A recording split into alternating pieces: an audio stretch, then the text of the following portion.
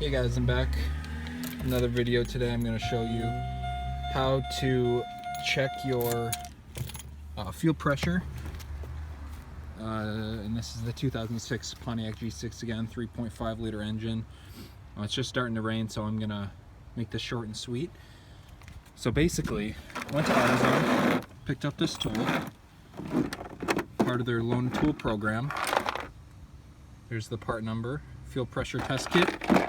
It has a lot of adapters and a multimeter if you want to go in and check the fuses, voltage, ohms, or anything of the fuses of your relay to your fuel pump or the fuel rail or anything.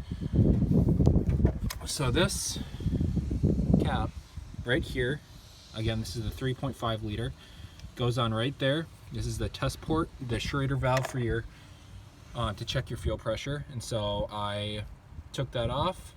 I relieve the pressure by, and again, this is my method of doing it. There are other ways. This is just a very easy do it yourself one. Here's your fuse box. It's on the left side of your trunk. I removed that relay, and then this blue fuse right there, directly to the left, right where my finger is. That's where it's going to be. You're going to take that out, the blue fuse, go in, crank your car till it dies because there's no more fuel getting up to the fuel rail, and then you are able to attach this your gauge to the Schrader valve without it pouring out any fuel. And you're going to come up here, it's right here. I'm going to try to push it to the windshield there as I start or turn the car on. I'm not going to start it yet. So what I'm going to do, actually, take back what I just said. I'm going to go and put this fuse back in.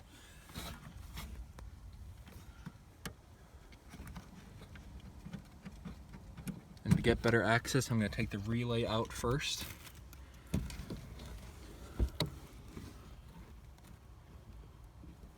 Make sure I'm putting it in the right one here.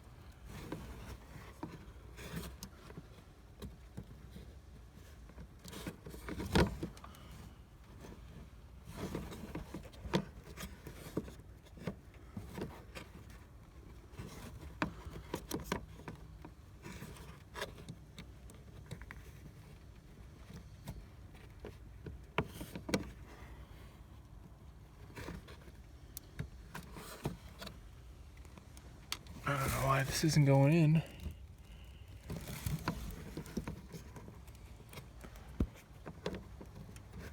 It's because I'm trying too hard to, oh, there we go. I was trying too hard to film as I did it. You know, I put that blue one back in. I'm gonna put the relay back in.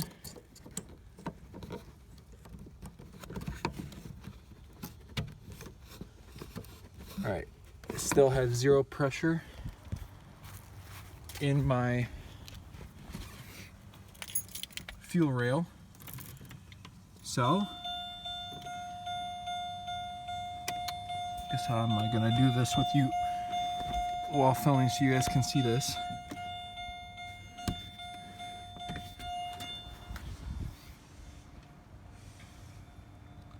Should be at zero.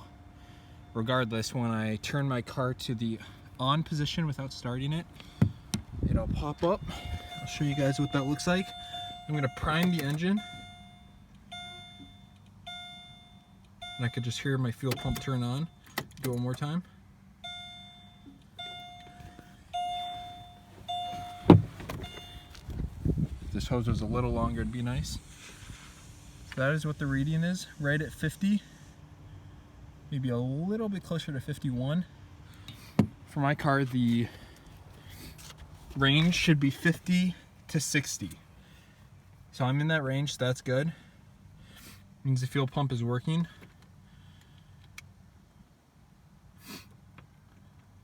So now what I'm gonna do is I'm gonna start it, and it should jump up. Let's see what it looks like now.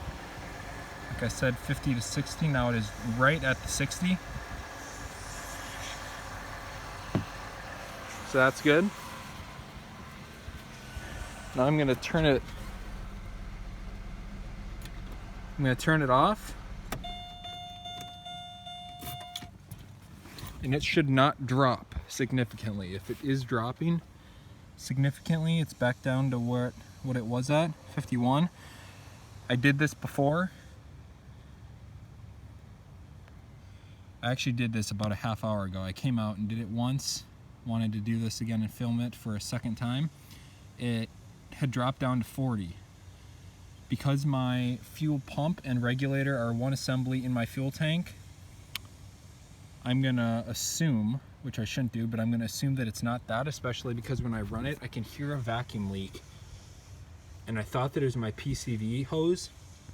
I believe it's actually in there, which is where my fuel injectors are, which sucks because it's gonna be really hard to get to. And I think one of the O-rings or multiple are bad. I can hear hissing, which means that fuel is getting past my fuel injectors, causing my my engine to run rich. So nice thing about this, when you go to disconnect it, to get rid of any excess fuel in the system, this is a release button. So it'll come out this tube. You just get a pan, that one I have right there, and it'll just drain any excess fuel in there. But then you want to make sure that you plug your, if your fuel pressure is dropping, I'd say give it 15 to 20 minutes if you want, even 30. You can see it's already past the 50, it's already at 49. It started at about 51, and it's only been about 3 minutes. So I definitely have a leaking fuel injector. Because my pressure was not bouncing around or anything when it was priming or while it was started, that's a good sign. That means my fuel pump is doing all right. But I do have to do some service on all my fuel injectors. So what I'm going to do is I'm going to go in and replace the O-rings, but I'm also going to test them, and I might see if I can't try to clean them if they're clogged or anything. So yeah, that is how you want to make sure that you go back in here afterwards. I would repeat the exact same thing that you did to start it, so that you release the fuel pressure, so that when you take off your hose off the Schrader valve, it doesn't pour pressurized fuel all over the place, all over your engine bay. But that is how you